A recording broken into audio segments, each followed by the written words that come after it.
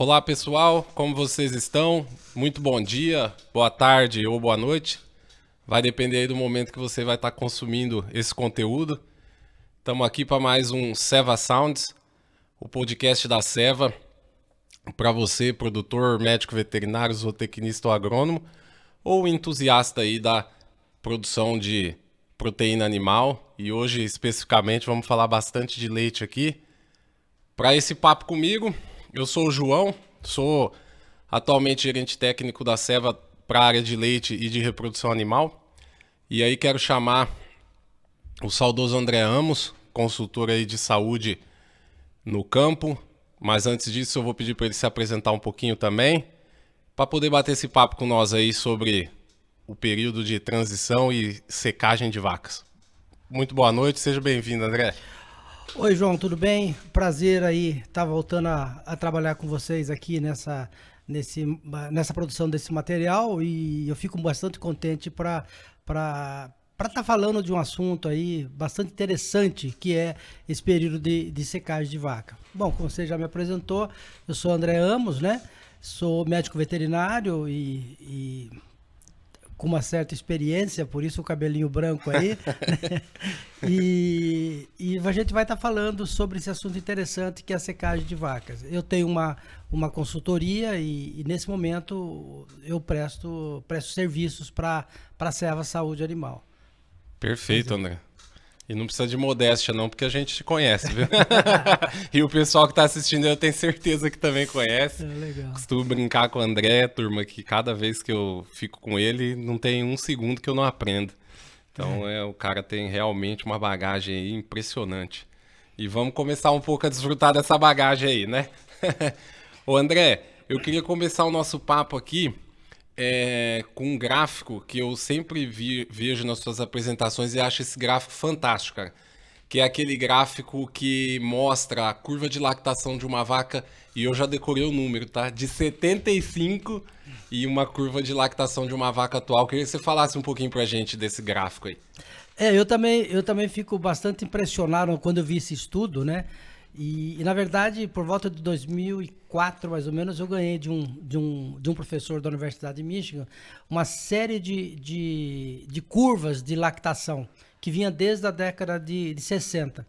E depois eu tenho isso daí comigo, né? E depois apareceu esse estudo de 1975 e que mostra bem essa evolução.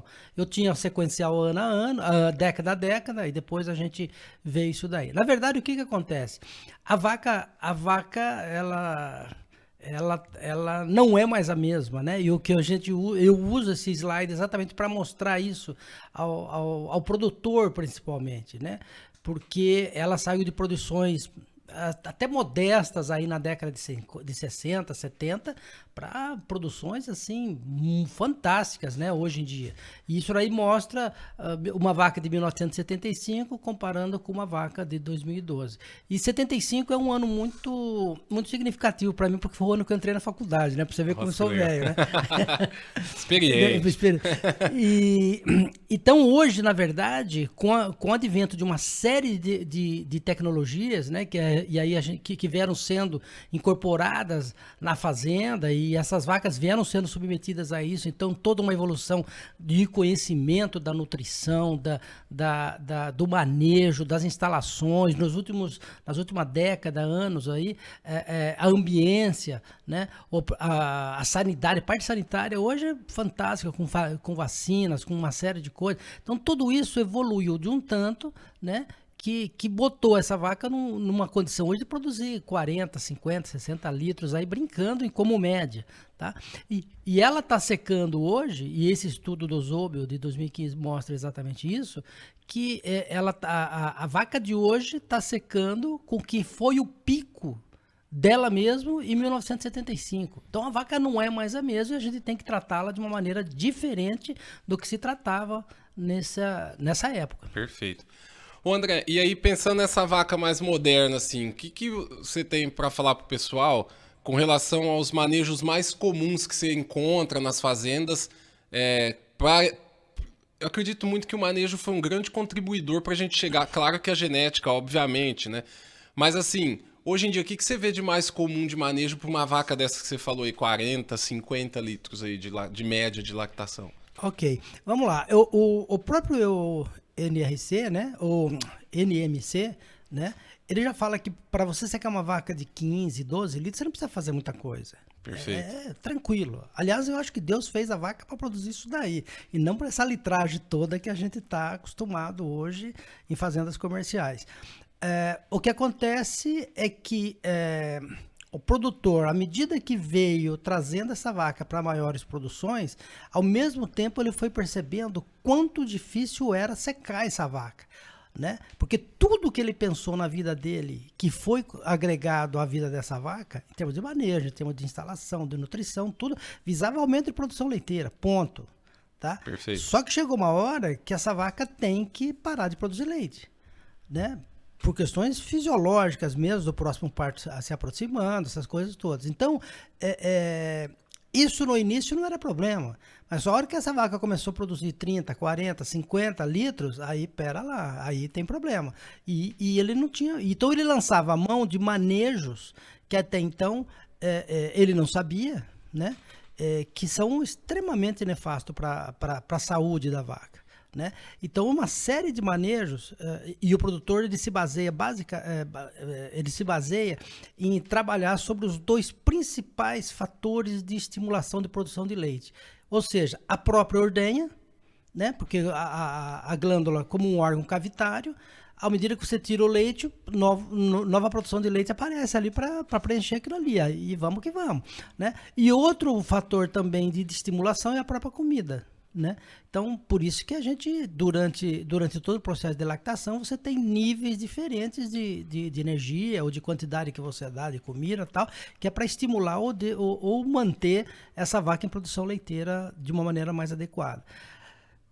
Como ele tinha uma produção muito alta, o que ele começou a fazer? Ele começou a trabalhar nisso daí, e toda vez que você começa a trabalhar nesses fatores, você invariavelmente cria uma situação que é ruim para a vaca. Eu vou dar um exemplo, por exemplo.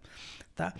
Quando você diminui a comida dessa vaca, né, a disponibilidade energética dela, aí pode ser por quantidade de comida que você dá, ou pode ser por densidade da própria dieta que você fornece. Essa vaca, e eu sempre brinco com isso daí para as pessoas entenderem, ela não produz leite para nós, ela produz para a bezerra dela. Tá? Então, o que acontece? Ela quer produzir para a bezerra. Então, mesmo que você faça esse tipo de manejo, ela começa a queimar a reserva corporal dela, vamos falar de gordura, tá?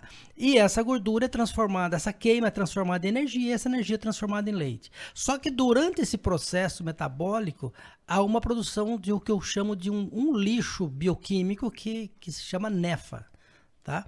Que são ácidos graxos não esterificados, na tradução para o português. Uhum. E isso daí, à primeira vista, você fala, e aí, o que tem esse nefa aí? Esse nefa, toda vez que você tem uma alta concentração de nefa, você tem um abaixamento muito grande da proliferação de células imunológicas. Então, você coloca essa vaca numa condição de uma imunodepressão.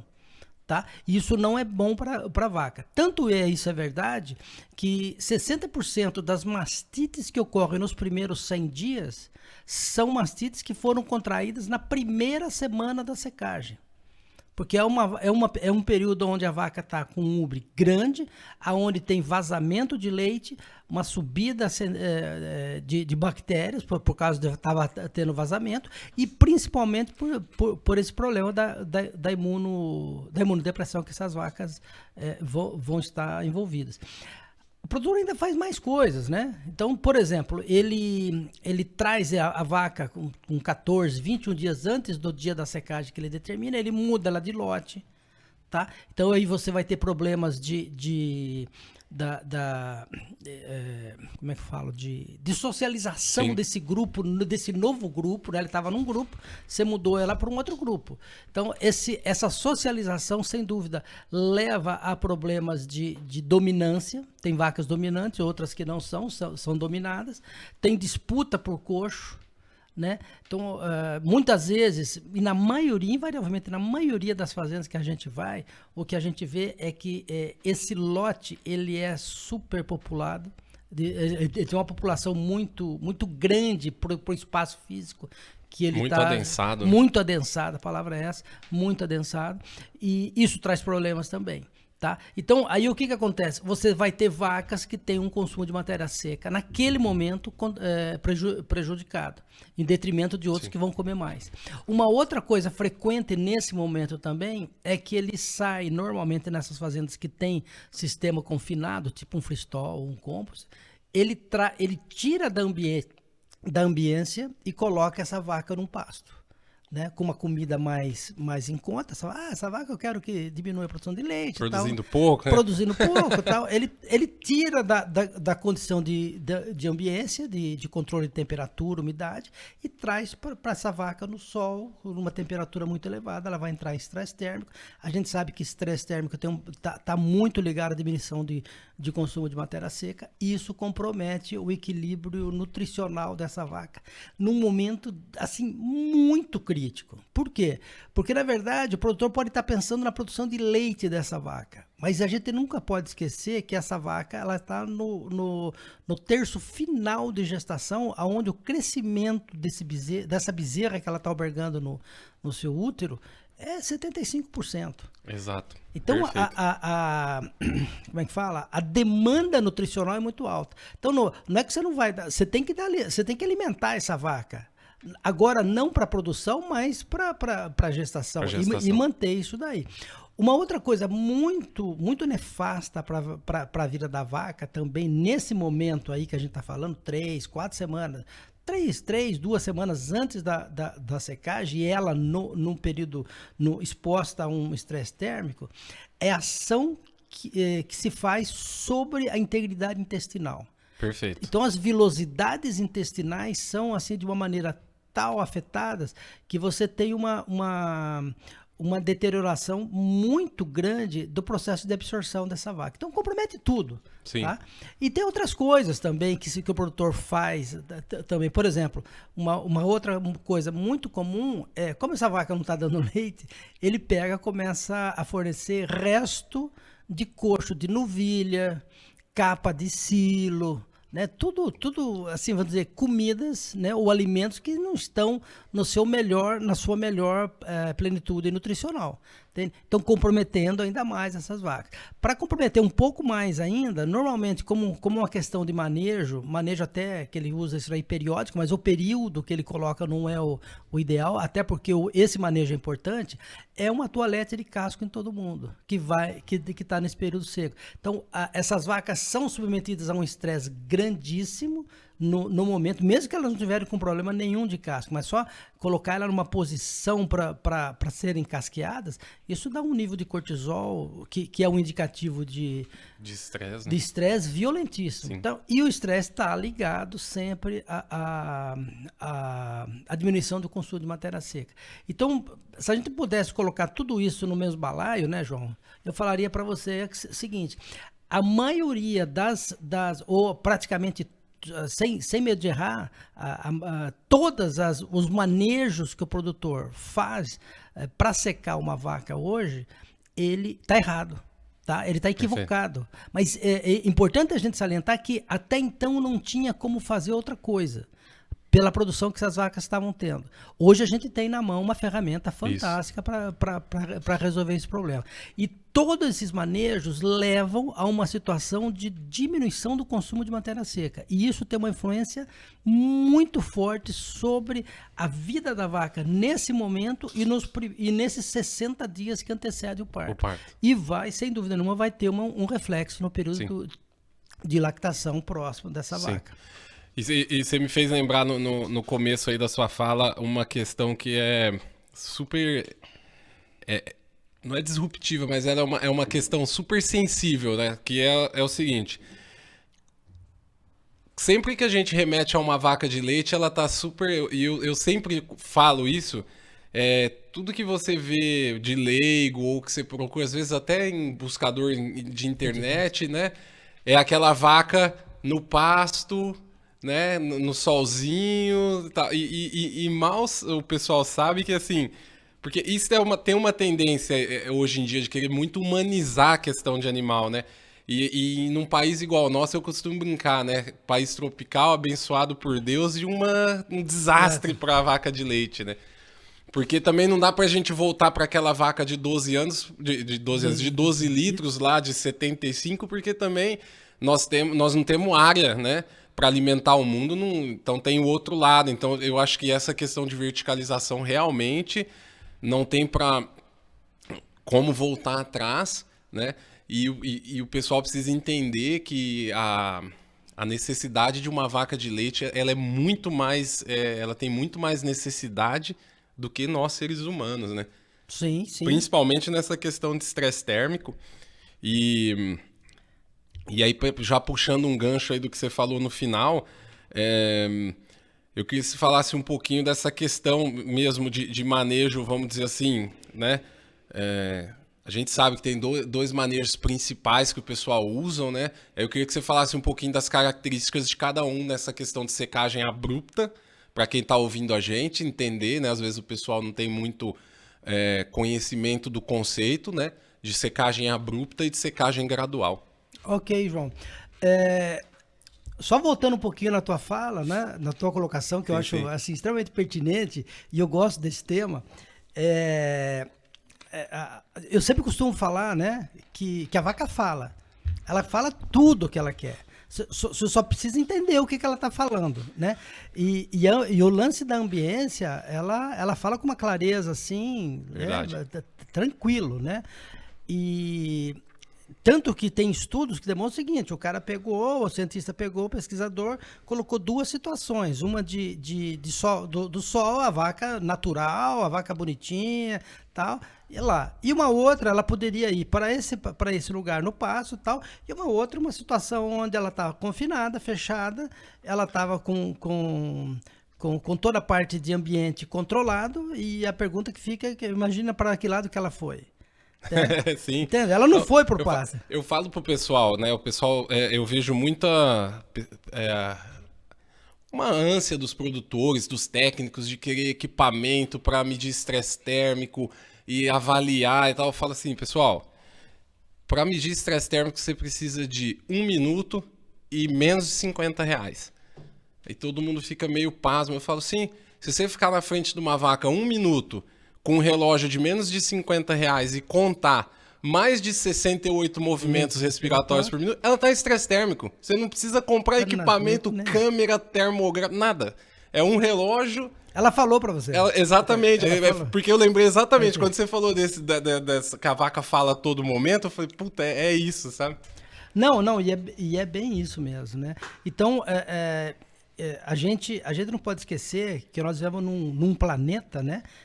Que está aumentando assim muito a população e precisa ser alimentada. Se a gente fosse trabalhar no sistema antigo, essas vacas não produziam 12, 13, 15 litros de leite. Esse leite ia ser muito caro, né? E a única maneira de você melhorar o custo de leite é produzindo bastante e habilitando para mais pessoas comerem um produto desse porte. Exato. E aí vem os desafios, né? Que a gente comentou dessa questão de secagem abrupta e secagem gradual. E aí, como que você classifica, assim, André, pensando em manejo da fazenda, né? Vamos pensar com o olho do produtor, mas fundamentalmente com o olho de quem, eu costumo falar de quem paga a nossa conta. Sim, sim. Que é a vaca, né? Não, mas para mim isso é bem, como é que fala? É bem claro, João. Eu vejo o seguinte, como eu tenho uma experiência de anos aí que eu tô na trilha, né? As fazendas não eram tão grandes, tá? As fazendas eram menores. Então, e as produções dessas vacas eram menores, tá? Então, quando o corpo a corpo que o produtor tinha, o funcionário dele tinha com a vaca, era muito maior, né? Então, o que acontecia? Você tinha a secagem gradual, que era tudo bem, era tranquila, né? E essas vacas produziam menos. Só que nas últimas décadas, esse fenômeno de intensificação se acelerou, principalmente em todas as áreas, e o leite não foi diferente. Tá? Então, a chegada de sistemas de instalações, tipo um freestall, tipo, assim, de confinamento, tipo compras, tudo, propiciou que você tivesse um grande número de animais por área. Então as fazendas se tornaram, isso foi um fenômeno mundial, se tornaram maiores. Muita gente saiu do leite, mas o número de vaca, embora esteja aumentando, a produção de leite está aumentando também. O número de vaca está diminuindo, a produção de leite está aumentando. Sim. Né? Isso daí chama tecnologia, né? Isso é uma produtividade. Perfeito. Então o que acontece? Hoje fica muito difícil você trabalhar numa fazenda com sistema de gradual. O sistema gradual. Por quê? Porque ele envolve uma série de manejos que perturba muito a ordem da fazenda lá. Então, vou citar alguns, por exemplo. Tá? No gradual, você vai diminuindo os fatores de estimulação de produção de leite. Tá? Então, você diminui a comida do animal, você diminui o número de ordenhas. Tá? Então tá com 3, passa para 2, tá com 2, passa para 1, você tá com uma, você tira um dia não, sei lá. Então você acelera e desacelera essa vaca, tá? Nossa, isso para ela é terrível. Exatamente, para ela é um estresse doido isso daí, imagina. Né? É a mesma coisa que você... É que nem bombeiro, né, cara? Bombeiro fica uma semana sem fazer nada, só fazendo uma ordem unida ali, fazendo alguma coisa, limpando o caminhão, de repente tem um incêndio lá, ele quase morre de trabalhar. E é o estresse dele, tá? Então, a vaca é a mesma coisa, né? Então, isso não é legal. E no caso específico da alternância de ordenhas, isso tem um impacto negativo, já tem vários estudos que demonstram isso, na CCS, na qualidade, né, desse leite na próxima lactação. E quando a gente fala de CCS, a gente está falando invariavelmente de qualidade de leite, tá? E de volume de leite, porque vai comprometer essa saúde de úbere. Tá? Um dos efeitos mais nefastos de manejo que o produtor faz na secagem gradual é a diminuição de consumo, provocar a diminuição de consumo da vaca, né? Diminuir a quantidade de comida fornecida. E isso traz, como eu comentei, um desajuste metabólico na vaca. Você deixa essa vaca numa pré-cetose. Né? Porque ela começa a queimar gordura para produzir leite. Perfeito. Tá? E além dessa parte imunológica que eu comentei anteriormente. Então, isso tudo é muito ruim para a vaca. Né? A secagem gradual, a secagem abrupta ainda, né? Tem uns estudos bastante interessantes. Né? Tipo assim, a vaca permanece mais tempo na porteira do piquete que ela tá. Por quê? Porque ela quer ser ordenhada, ela muge, ela vocaliza, ela quase não deita, porque toda vez que ela vai deitar, o úbere tá tão grande, ela pressiona com a perna, né, que tá na parte de cima, pressiona o úbere, dói, ela posiciona em pé de novo. Então essa vaca não come bem, essa vaca não descansa, não tem nada assim de benéfico, né? Mas era o que se tinha para aquele momento. Então hoje, como é que eu vejo esses manejos de secado, né? Então eu vejo que o manejo do secado está migrando para a vaca secar abruptamente, tá? Mas ela deveria necessariamente ser complementada com um facilitador de secado. Perfeito. Entende? Então, para eu entender assim, e para ficar claro para o pessoal, André, então uma secagem... Em ambas as secagens a gente tem consequências negativas para o bem-estar desse animal, né? Então uma na gradual é porque ela vem vários dias sofrendo intercorrências no manejo dela, que hora acelera, hora desacelera, né? Ela acaba, entre aspas, passando fome, obviamente, sim. Né? E... também tem um desafio extra aí pro produtor, né? Porque imagina pro cara que faz o trato, quando ele põe, o quanto ele põe, é um lote a mais na fazenda para ele manejar, é uma área a mais para ele se preocupar. E aí na abrupta tem muito mais malefício para a vaca, né? Em si, porque teoricamente o cara faz a última ordenha, né, o trato segue o mesmo, seca ali e tchau, e aí a vaca tem todo esse problema que você falou de dor e tal. E um ponto que eu acho muito interessante é assim, ó, eu vejo bastante gente já começando a olhar para isso, mas eu gostaria, e eu sempre levanto essa bandeira também para mais gente olhar. Que é o que eu comparo, né? Nós temos o balanço energético negativo, que isso é já sacramentado, eu costumo dizer, é cravado na pedra. Ninguém busca ter balanço energético negativo porque a gente já sabe que ele vai existir. O que a gente faz é minimizar. E eu tô vendo uma linha de bastante gente começando a olhar para imunossupressão, que você comentou aqui com a gente, né? Então, essa questão de a imunossupressão ela ser como balanço energético negativo, né? Acho que nesse período de transição, e por isso que é tanto estudado, o pessoal começar a prestar atenção nessa questão de imunossupressão e minimizar, porque ela não vai deixar de existir. Fundamentalmente ela vai ocorrer. Mas eu acho que manejos e que a gente vai falar daqui para frente com relação ao que a Seva em específico traz e trabalha tantos anos. Pô, você foi o cara que, bem dizer, liderou isso junto com o Hudson aqui no Brasil, né, o lançamento, de ter estratégia para minimizar essa questão da imunossupressão. Então, assim, e aí a gente, né, vamos falar do Velactis aí, que é o nosso primeiro e único facilitador de secagem aí. E aí, como que você, um cara que tem essa baita experiência com, não só com Velactis, mas com vaca, já morou fora do Brasil e tudo, como que você vê o Velactis se encaixando nessa questão de imunossupressão e suporte para esse ponto, essa virada de chave, né? De um animal de alta lactação para eu costumo dizer, para um animal de corte, né? Porque no dia seguinte o que ela precisa é ganhar condição corporal e crescer uma bezerra que está em finalzinho ali de gestação, né? Então, voltando àquela premissa, né, de que Deus fez vaca para produzir 12 litros, 10, alguma coisa que tá muito bom para a bezerra dela. Tranquilo, só que a gente quer mais leite.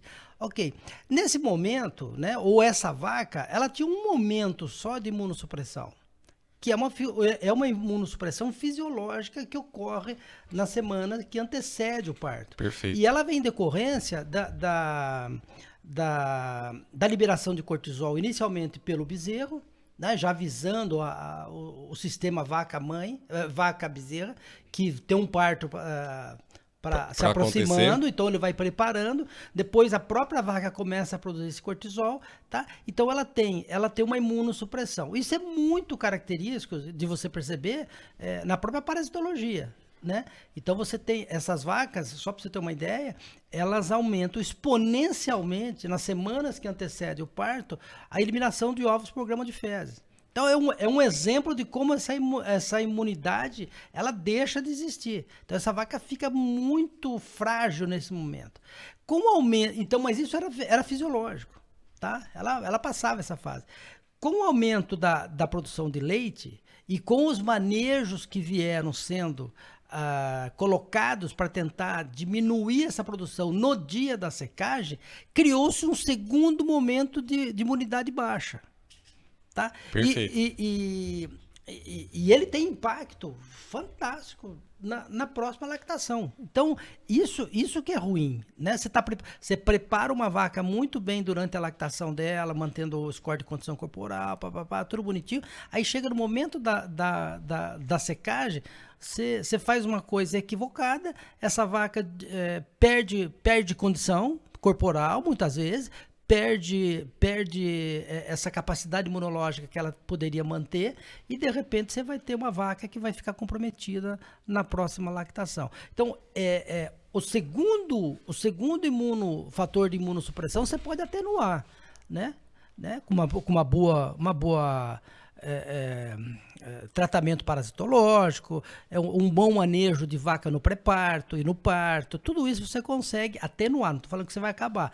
Agora, o primeiro dá para você atuar com mais firmeza, né? Você dá para atuar com mais firmeza. Então, o produtor tem que levar isso em consideração quando ele decidir agir de maneira assim, bastante assertiva no manejo da vaca seca, né? Do momento da secagem. Momento de secagem. Né? E aí, André, o Velactis como ferramenta de secagem, qual que é a tua experiência e o que você tem para passar para o pessoal com relação aos impactos dele? Ok, eu desde o momento que eu conheci o Velactis, na minha cabeça veio uma coisa assim que eu não mudo, isso fazem 7 anos já, né?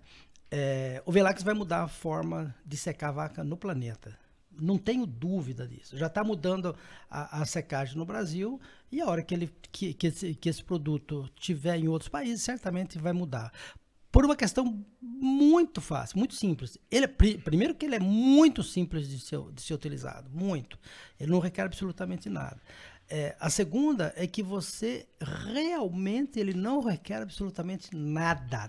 Então o produtor dele não tem que fazer nenhum manejo especial, ele não tem que fazer lote de vaca, ele não tem que mudar de lote, ele não tem que mudar a alimentação, ele não tem que alterar o número de ordenha, ele não tem que fazer absolutamente nada. Ele simplesmente tem que definir a data da secagem dele, e aí essa definição de data, ela está baseada na data prevista de parto, ela tá baseada na extensão do período seco que ele quer trabalhar dentro da propriedade, e até nisso o Velax vai ajudá-lo, né? Porque ele dá essa condição. Então, uma vez que ele definiu, ele não faz absolutamente nada nessa vaca, ele vem, aplica, e o resto acontece. Por quê? Porque o Velax, a função biológica do Velax, né, é bloquear um receptor na hipófise e bloquear a produção, uma rota bioquímica de liberação de prolactina. Como a prolactina é o hormônio que estimula a produção de leite, né, ele vai bloquear e a vaca amanhã não vai ter leite. Simples assim, entende? Como é um produto e esse bloqueio ele não é permanente, porque se fosse a própria Ceva teria feito uma formulação de longa ação, então não precisa disso daí, né? Ele rapidamente vai ser absorvido, tanto que a meia-vida do produto é de 20 horas. 20 horas, né? Perfeito. Então ele atinge em 3 horas ele atinge o pico máximo, tá? E a partir daí ele vem caindo de 20 em 20 horas a concentração, a meia-vida dele. Então ele não precisa. Por que não precisa? Porque a vaca também, a hora que você secou ela, você vai levar ela aí sim para um lote de vaca seca, tá? Com uma alimentação adequada, mas menos energética, mas ainda com nutrientes suficientes para manter essa vaca, a parte de manutenção dela e a parte de gestação, porque agora a produção cessou, Sim. Tá? E não tem mais problema. Tá? Então, eu acho que o advento do Velax veio com uma ferramenta assim, fantástica. Por quê? Porque essa área da veterinária ou da criação, né, de bovino, de leite, ela foi muito pouco estudada. E agora a Ceva se debruçou sobre esse tema e agiu produzindo essa formulação nova que é o Velax. E isso está trazendo para o produtor uma facilidade e uma qualidade de secagem que ele está começando a perceber no momento da secagem, coisa que ele não via, tá? E isso é visual, tá?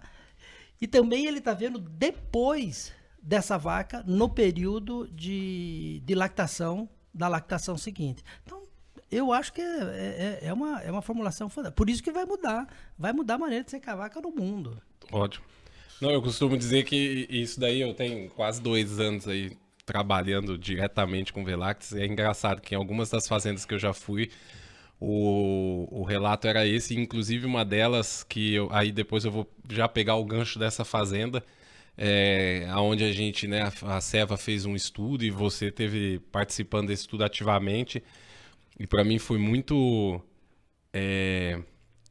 impactante porque é intangível isso, mas quando eu escutei o Marcelo Branquinho lá na Cobiça falar que ele sentia agonia no grupo controle do estudo, que eu quero que você fale mais dele na sequência, de chegar no lote e ver as vacas do jeitinho que você falou, encostada na porteira. Ele falou assim, ó, se elas falassem como seres humanos, eu tenho certeza que elas iam falar assim, pelo amor de Deus, me ajuda.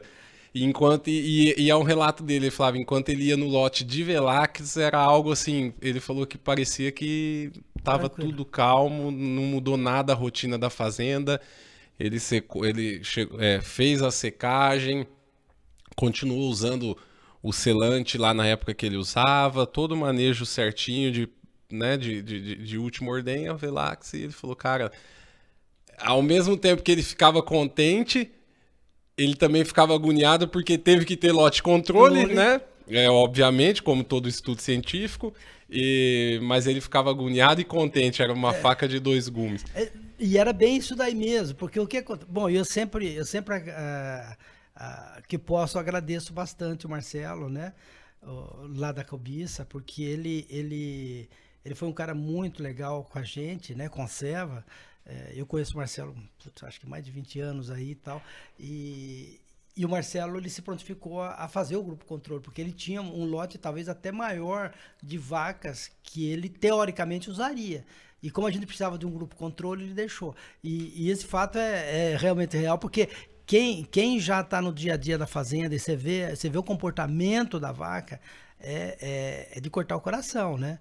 Porque a vaca... E não são vacas de baixa produção. São vacas... Né, no estudo mesmo, nós trabalhamos com vaca entre 20 litros e 44 litros. Então, tinham vacas aí que estavam numa litragem muito alta e que caíram no grupo controle. Perfeito. Né? Isso porque você tinha o par, né? E como que foi, André? Fala um pouquinho pra gente da construção, assim. Então, primeiro, quando foi, né? Eu acho que é importante. Quantas vacas vocês tiveram em cada grupo, o controle e o Velax? E o manejo a gente já falou, né? As vacas do grupo controle receberam solução salina, né? Para passar, né, pelo mesmo manejo de aplicação. E aí, o que vocês mediram? E disso que vocês mediram, o que teve de resultado? Ok. Bom, vamos lá. Do princípio, né? Quando a gente lançou esse produto, isso apareceu nos estudos de segurança uma curva de produção comparativa de Velax e grupo controle. E eu me debrucei sobre aquilo lá e falei, poxa, as vacas Velax produzem mais. Mas não era uma coisa assim muito interessante, mas aquilo me chamou a atenção. E eu, quando comecei a ir para campo aqui no Brasil, eu fui vendo que aquilo lá tinha um impacto positivo em termos de produção. Quando eu fui para fora, né? Quando eu fui para o México, e as fazendas mexicanas são extremamente grandes, João, né? A gente começou a ter dados. E eu comecei a ver que realmente todas, isso posso falar assim para você, 100% das fazendas que nós testamos, as vacas que eram de Velax produziam mais leite do que as vacas que eram do grupo controle, 100%, todas as vacas. Então o que acontecia? Não dá para falar assim, olha, vai aumentar X litros de leite. Eu sinceramente ainda não tenho assim como explicar por que uma fazenda dá mais e outra dá menos. Tá? Mas aí, quando a gente voltou para o Brasil, nós tivemos a oportunidade, e eu tenho muito orgulho de ter trabalhado nesse estudo, né? Eu voltei a me aproximar mais da fazenda lá na Cobiça com o Marcelo, com o pessoal dele, com o pessoal da Seva também que trabalhava lá. E a gente começou a pegar os dados de produção do Marcelo. Então a gente partiu do rebanho comercial da Fazenda Cobiça, que na época tinha mais ou menos aproximadamente 1.150 vacas, né? Dessas vacas a gente trabalhou inicialmente com mais ou menos acho que uma 250, e a gente foi fazendo filtros até chegar em 2 grupos de vacas. Um, que era o grupo controle com 216 vacas, se eu não me engano, e outra com 201 vacas, que era o grupo do Velax. Tá? Então a gente, por exemplo, não usou vacas que tiveram parto distóxico, nós não usamos vacas que adiantou, então trabalhamos até 310 dias, vacas com no mínimo 5 pesagens. Tá? Então, a gente fez uma série de filtros para dar mais acurácia no dado, para análise. Então, qualquer vaca que tivesse alguma intercorrência no período seco, tipo assim, um aborto, um adiantamento de parto, essa vaca ela saía do contexto do estudo. Por quê? Porque a gente queria trabalhar exatamente com vacas iguais, normais e saudáveis. Ótimo. Tá? Para que a única variável fosse tomou Velax, não tomou Velax. né? E aí preparamos esses 2 grupos e fizemos a aplicação tal, e começamos a ver. Então todas as vacas eram mantidas na mesma instalação, comendo a mesma comida, sendo ordenhada pelos mesmos ordenhadores, sendo tratada pelos mesmos tratadores, ou seja, tudo igual. A única coisa que modificou foi a aplicação de Velax e não a aplicação de Velax, né? A aplicação de um placebo, aí vamos falar assim. A partir daí, uma coisa interessante também. Na randomização dos grupos, para a formação dos grupos, você tem que sair de coisas iguais, né? Você tem que comparar laranja com laranja, pera com pera e assim por diante. Então, o que a gente fez? A gente usou uma recomendação do próprio Journal Dairy Science, do boarding técnico deles, que falam que estudos em fazendas comerciais, até para você não atrapalhar o dia a dia da fazenda, mas com um N, né, um número de animais muito grande, você pode fazer, e para a questão que a gente queria analisar, fazer brinco par e ímpar. Então a gente adotou brinco par as Velax, brinco ímpar as do grupo controle. Então, e quando a gente randomizou e comparou no total, eu cheguei ao requinte de separar primípara de multípara, quando você percebe assim, tá perfeito, não tem diferença estatística. Tá? Ou seja, partimos de grupos iguais, né? E quando a gente foi tentar responder, a primeira hipótese era Velax aumenta a produção de leite na próxima lactação. A hora que a gente colocou no gráfico foi uma alegria doida, né? Porque formou 2 curvas assim, uma em cima, outra embaixo e sem diferença, assim, com bem diferente as curvas, né? Então a gente viu, a gente levou o estudo até 200 dias e viu que essas vacas Velax produziram 1,89 litros por dia a mais nesses 200 dias, né? Por dia. Então, isso deu por vaca alguma coisa em torno de 378, 75 litros. Agora, não me recordo bem isso daí. Mas foi uma litragem extremamente significativa. Uma outra coisa que a gente fez, porque aí a gente viu aquele dado e falou, mas então vamos ver agora qual é o impacto do nível de produção, né? Porque a gente partiu de vacas de 20 litros e fomos até 44. Perfeito. Tá. 45, vamos falar assim. Então, a gente separou vaca então, de 20, 25, 30, 35 e 44 litros. Tá? E vamos ver como é que essas vacas se comparam, respondem na próxima lactação, na dependência da produção no dia da secagem. E por que a gente fez isso? Porque a gente já percebia, desde o começo, e isso é uma coisa normal para qualquer tecnologia, tá? O produtor, ele confia, mas ele desconfia. Sim, é né? muito cético. É cético, exato. Super. Então, ele desafia o produto, desafia entre aspas, né? Ele acha que o produto só vai funcionar em cima de vacas de alta produção na secagem. Então, ele trabalhava com vaca de 35, de 30. Normalmente, esse é o número. E a gente via falando, gente, vocês podem trabalhar com uma litragem bem menor. Então, a gente fez essa análise exatamente para ver se a gente tinha essa resposta. E nós tivemos. Ou seja, em todos os níveis de produção avaliado, e a gente partiu de 20, porque 20 foi a vaca de menor produção. Tá? E a gente só não abaixou porque o Marcelo não queria que eu abaixasse, né? Mas isso é um sonho. Esse estudo ainda vou fazer. Né? Mas todos os níveis de produção, todos responderam com produções maiores na próxima lactação.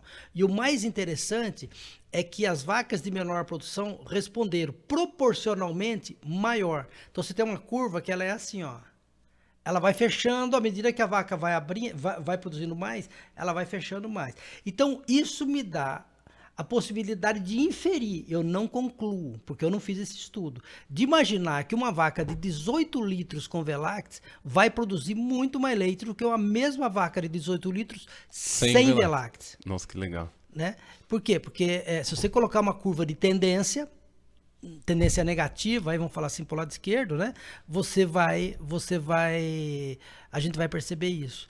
Então, foi uma condição muito legal também. Aí a gente fez uma outra comparação, né? Assim, que foi como que era a produção em relação à extensão do período seco.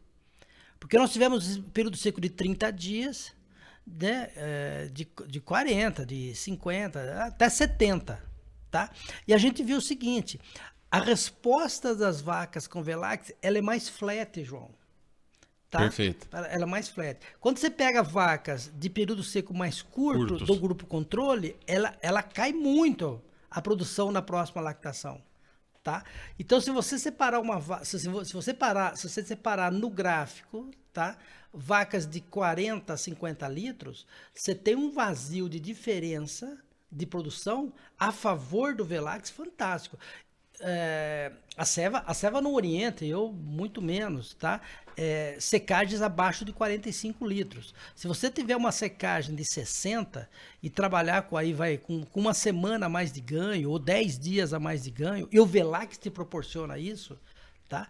Putz, você tem você tem 10 dias a mais, você tem 7 dias a mais de lactação. Se eu falar de uma vaca de 20 litros, estou falando de 140 litros de leite a mais. Se eu estiver falando uma vaca de 20, tá? Então, isso paga o produto e ainda já deixa lucro no bolso do produtor. Agora, e respeita o bem-estar animal, né? Também, isso que eu ia comentar. Por quê? Porque o Velax, ele consegue pela maneira de funcionamento do produto, ele bloqueia a prolactina, não tem leite dentro desse ubre, então ele não tem que envolver células de defesa, porque na verdade quem faz toda a reabsorção desse leite, tá? Quem vai para lá para, entre aspas, comer esse leite que está produzido depois da última ordenha, são as células de defesa. Então, macrófagos que vão lá, englobam a caseína, que é a proteína, a lactose, que é o açúcar, a gordura, tudo, e passam um tempo fazendo isso. Só que esse tempo fazendo isso, ela sai da sua função primordial, que é defesa. Então, por isso que esse ubre fica ainda mais imunossuprimido. E porque tá entrando por lactina ainda lá. Então, para ajudar, né? É uma coisa meio louca isso daí, mas é isso que acontece. Então, como o Velax te dá esse bloqueio, né? E ele te dá essa capacidade imunológica para manutenção dessa vaca nesse momento, ela te oferece a possibilidade, e aí vai do veterinário e o produtor sentar e conversar e decidir, de fazer períodos secos menores. A gente está vendo um mundo de fazenda usando Velax com períodos secos menores, e as vacas muito bem, obrigado, né? E o produtor ganhando dinheiro. Então, mas isso é uma condição que o produto oferece para esse animal, né? Fantástico, fantástico. E a gente até estava fazendo conta, né? Ontem, inclusive, e assim, vale a pena demais essa questão de prolongar tanto que seja uma semana, e também essa questão baseada no estudo, né? E é um estudo científico publicado, então ele tem um valor, sim, né? Sim. Não é a Ceva que está dizendo... Lógico, a Ceva puxou isso como uma hipótese que vocês analisaram no passado, mas assim, é algo científico, com estatística, com seriedade, com resposta... que vai publicar, né? Exato. Vai publicar agora no Congresso Mundial de Boiatria, com responsabilidade. Então, é algo... realmente é uma ferramenta que... é muito gostoso de trabalhar com ela, confesso que eu falo pro pessoal que eu fui picado aí pelo mosquitinho aí do Velax, então, porque assim, justamente por isso, porque eu sou um cara que quem me conhece sabe, eu sou suspeito, sou apaixonado por vaca, então você ter a possibilidade de trabalhar com uma ferramenta que vai entregar algo de conforto e de ganho para esse animal e, por consequência, para o produtor, é algo que realmente, assim... mexe com a gente. Não, claro, porque é algo que envolve propósito mesmo, né, cara? Você saber que você está alimentando ali quantas pessoas, né? E provendo, né, renda para quantas famílias, então é algo, cara, essa abordagem que você comentou agora, ela é muito importante porque você partiu de uma unidade produtora que é a vaca, mas ela se tornou, ou ela pode se tornar ainda mais viável, né, em termos de produtividade mesmo, não é só de produção, de produtividade mesmo, né, porque certamente vai aumentar a produção dela. Tem alguns benefícios do Velax que infelizmente a gente não consegue mensurar financeiramente, né? Quer dizer, como é que eu vou mensurar um bem-estar? Eu sei que isso traz coisa boa para ela. Eu sei que ela responde bem. É a mesma coisa comigo. Se eu for trabalhar e na minha bota tiver um prego lá furando meu pé, eu não vou render a mesma coisa se eu tivesse com um calçado mais confortável. A mesma coisa é a vaca. Então, só que a gente não tem isso aí. Eu tive a possibilidade de, num jantar na França, perguntar para um dos maiores assim, especialista em bem-estar animal, sobre qual é a possibilidade, como que eu avalio economicamente, existe uma forma matemática, alguma coisa assim que eu possa utilizar para avaliar bem-estar? E a resposta dele foi um grande sorriso, né? Ele falou que infelizmente a gente não tem isso. Então, mas o Velax, por outras coisas, você consegue avaliar. Então, quando o produtor compra um produto e ele consegue ter um retorno financeiro bastante representativo, tudo que vem para ele, de maneira que ele não consegue mensurar, aquilo ali é um bônus. Então, por exemplo, bem-estar é bônus. Tá? Essa vaca vai ter muito bem-estar. Dá para medir? Não dá, mas garanto para você que se você estiver bem na tua vida, assim, de tudo, você vai produzir mais. A vaca é a mesma coisa. Sim. Então não tem como você medir isso aí. Mas as outras coisas mensuráveis, e a produção, a performance do animal é uma delas, né? Quando você fala de boi, você vai falar em quilo, né? Em arroba. Conversão alimentar, esse negócio. A vaca, você vai falar de quilo também, mas aí é de leite. Né? Quanto que ela te deu durante um período, aí vai.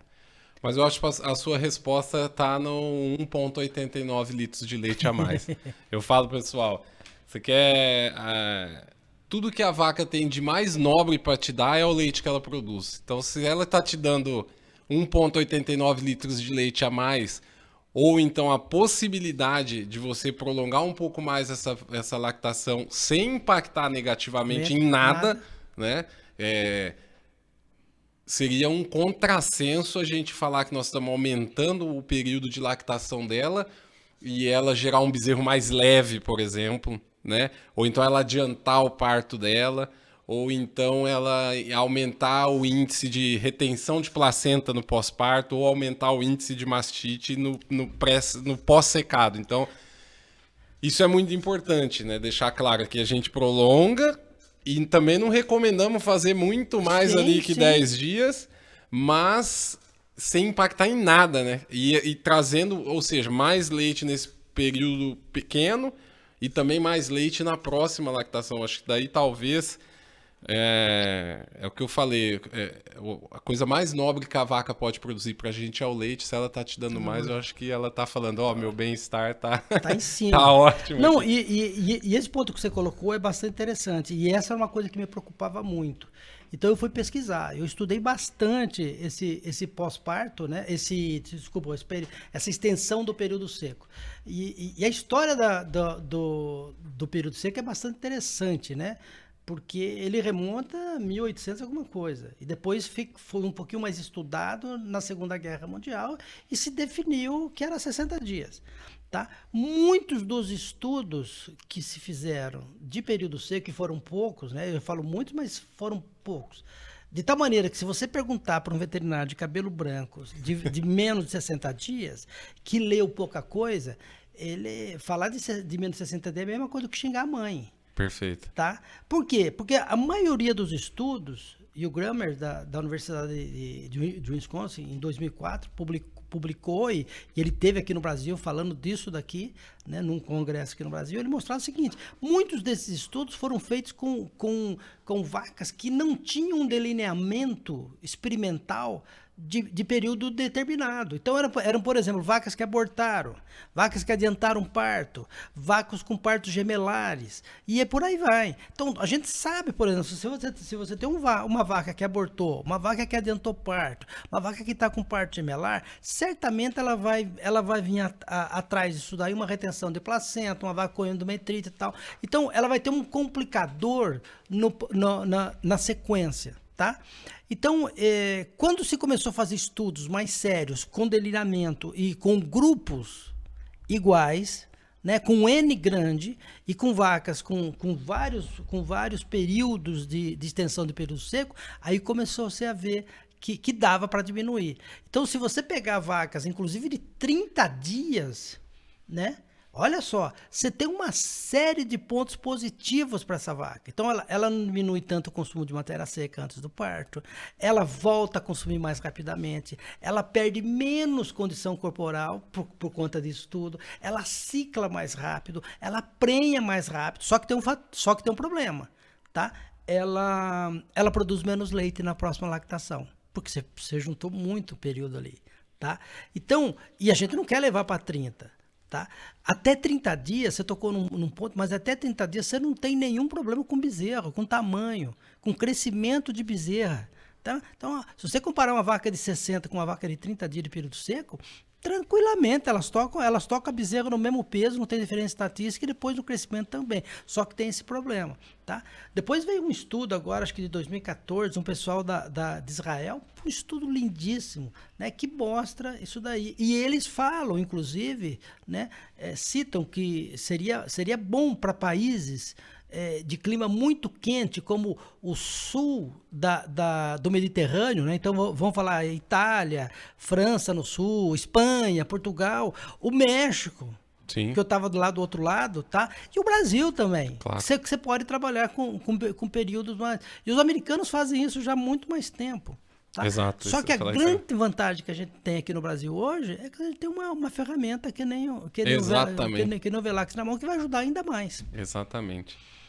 E eu costumo dizer que isso é muito importante também, André, pela questão financeira, fundamentalmente para o produtor brasileiro, que está nessa constante evolução de correr atrás de desenvolvimento, de crescimento de plantel, né? Você falou isso muito bem durante a sua fala, de que a gente vê que o número de vacas em si está caindo, só que a produção está cada vez mais aumentando.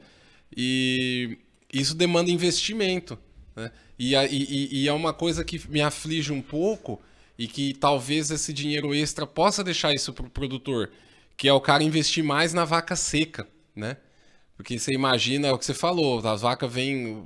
É engraçado, o cara, na cabeça, ele quer dar um pão de ló, vamos dizer assim, para a vaca que está em curva crescente de lactação, a vaca que está ali até nos 60 primeiros dias. Quando, na verdade, é o que você falou lá no começo da fala, né? O maior índice de mastite das vacas no 100 DEL, nos 100 primeiros dias de lactação, eles começaram a formar lá. Então isso é muito importante, assim, eu vejo isso muito importante e bato bastante nessa tecla, né? Por favor, deixe o seu lote de vaca seca, e se tiver a possibilidade de prolongar um pouco a lactação, ainda bem, porque ela vai ficar um pouco mais numa condição melhor, mas assim, tente o quanto antes investir e deixar ali deixar o período seco e juntamente com o pré-parto aí, dentro de uma condição de controle de ambiência, que não seja um controle de ambiência top, mas que dê um banho no seu animal. Conforto, né? Conforto. Trate ele como uma vaca de alta lactação, porque com certeza ela vai responder bem. Ela vai responder melhor, né? Não, e é bem por aí mesmo, né? Quer dizer, o produtor às vezes ele está tomando consciência disso, da importância que é o momento da secagem mesmo, e do período seco. E ele está percebendo o impacto que isso tem na próxima lactação.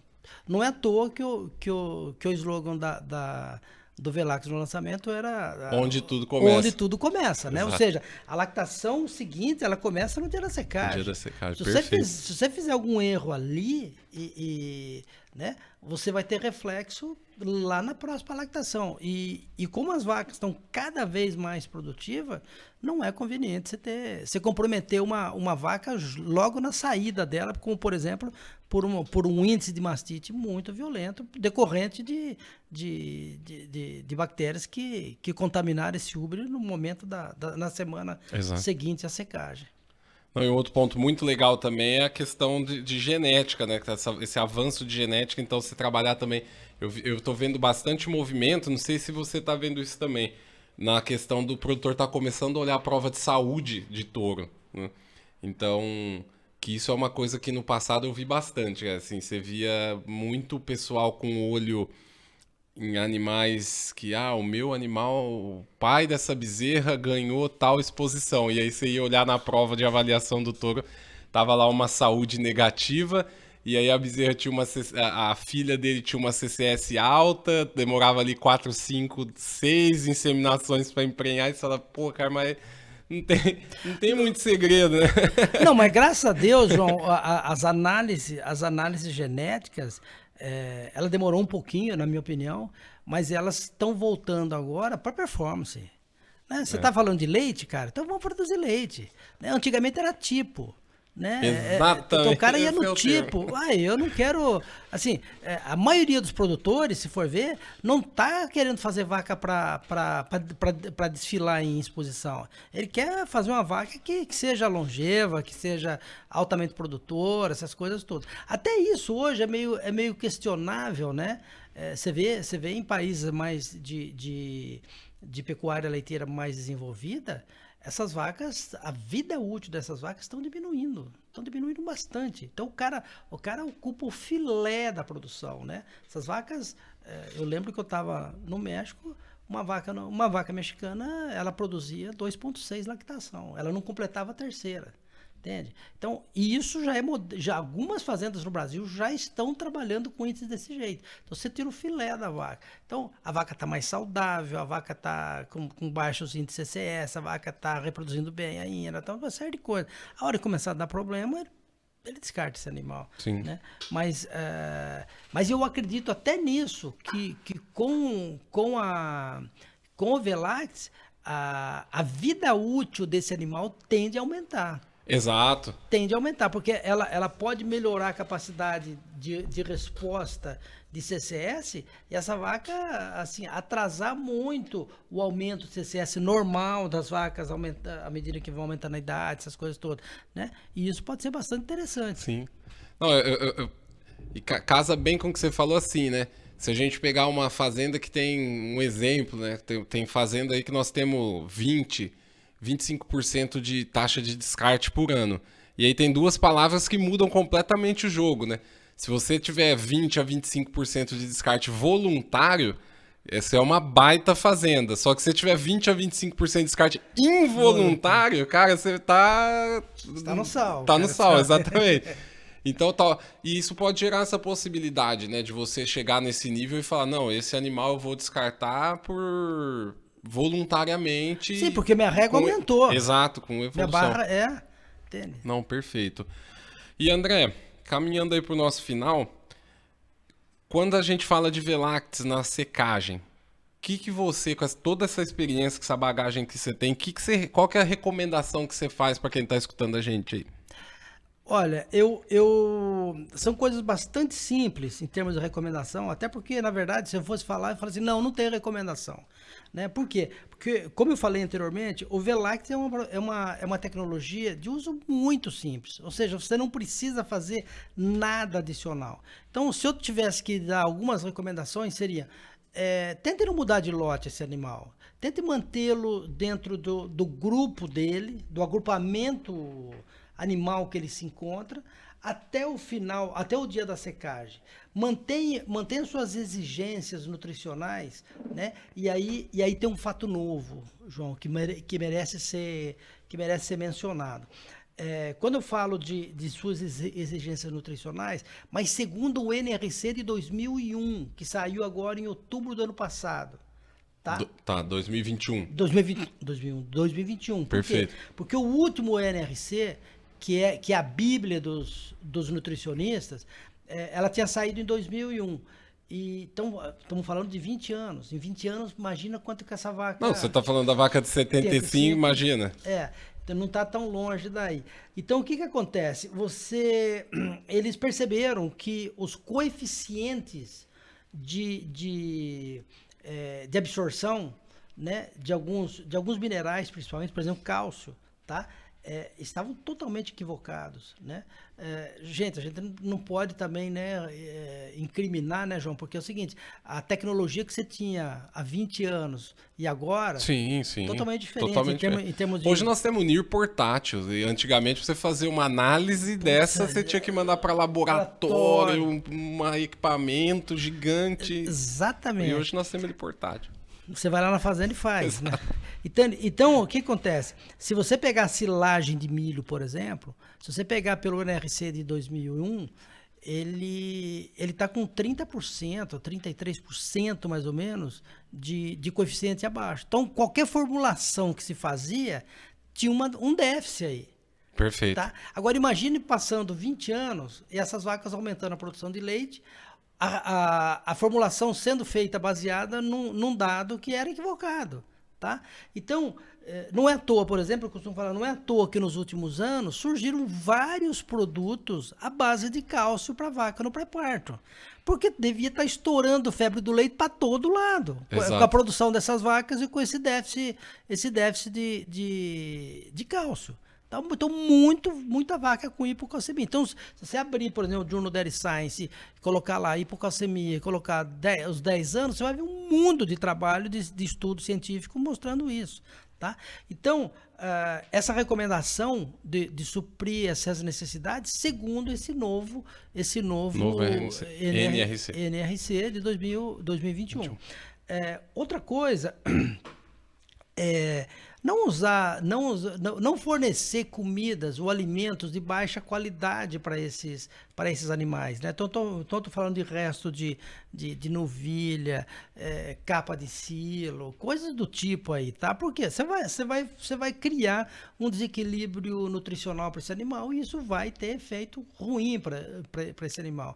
Não trabalhar, por exemplo, não mudar de lote, eu já comentei, mas, por exemplo, tentar fazer um casqueamento uma outra hora.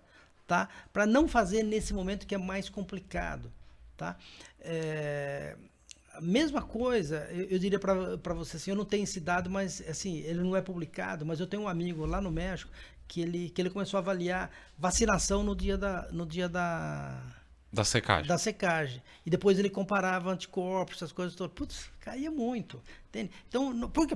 Por causa da imunossupressão, o estresse dessas vacas, então não respondia tão bem. Tá? Então, essa é uma outra coisa também. Então, não fazer casqueamento, não fazer vacinação no dia da secagem, fazer algumas coisas assim que você deixa essa vaca num bem-estar legal e, principalmente, sendo bem alimentada para suprir as necessidades dela. Lógico, ambiência, mesmo no período seco, é importantíssimo, não só para a vaca, mas para a bezerra que está lá dentro. Você pode comprometer essa bezerra, você é um especialista de bem-estar, você pode comprometer essa bezerra pro resto da vida dela. Ela nem nasceu, ainda já está comprometida. Exatamente. Entende? Então, são essas dicas, vamos falar assim, de como você pode obter o máximo possível da resposta de um produto, de uma tecnologia que nem o Velax. E o que eu acho fantástico é assim, as dicas que você deu são dicas assim, trabalhe menos, né? Trabalhe menos. Então,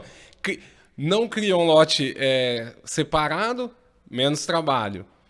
Não muda a dieta dela, menos trabalho, porque ela já está no dia a dia, né? Não faça nenhuma intercorrência de manejo, de vacina, de caso, menos trabalho. Então, assim, fantástico. Então, eu costumo falar que as vacas estão aí antes dos veterinários. Então, elas aguentam muito desaforo. Mas a gente não pode ficar atrapalhando a vida delas. Exatamente. Né? Então, e o Velax veio exatamente para isso. Né? Quer dizer, a própria lactação dela, que nesse momento ficou complicada, né, João? Porque você secar uma vaca hoje de 30 litros, bicho, não, é um baita desafio. É um desafio, tá? Você tem problema. Então, e o produtor foi, à medida que ele foi tendo esse problema, ele foi tentando resolver, ele colocou uma série de manejos ali que realmente a vaca diminuía a produção de leite. Mas, em comparação, ela também trazia alguns inconvenientes. O Velax, ele ajustou isso aí. Por quê? Porque você não precisa fazer absolutamente nada, né? Nada mesmo. Tá? Simplesmente mantém a alimentação dessa vaca em um abraço. Perfeito. Né? E ela vai te responder muito bem, independente do volume de leite. João, eu sequei vaca de 20, 30, 40, 50, 60 litros, tá? E tranquilo, seca mesmo, né? Então, é um produto muito fácil é uma tecnologia muito fácil de se trabalhar. Perfeito, acho que foi para fechar com chave de ouro mesmo, André. Super obrigado. Você é um cara realmente fora de série. Não, que é isso. Que Deus te permita muitos anos de vida ainda conosco aí de ensinamento, cara. Obrigado mesmo. Para quem não sabe, pessoal, nós estamos falando aqui numa quarta-feira, 9 horas da noite. Então, poxa, quero me espelhar em você, cara.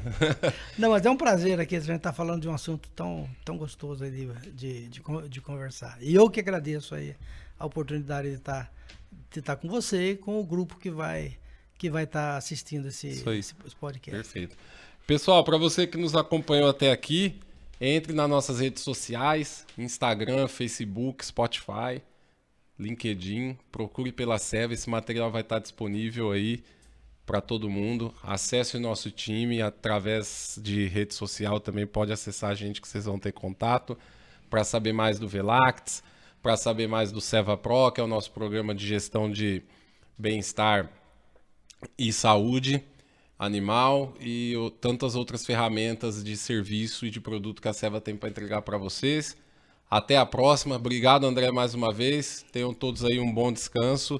Espero que gostem e mandem seus comentários para desenvolver produtos e conteúdo, novos e tocamos o barco. Muito obrigado, pessoal. Até a próxima. Tchau, André. Obrigado. Valeu, obrigado, César. Até mais.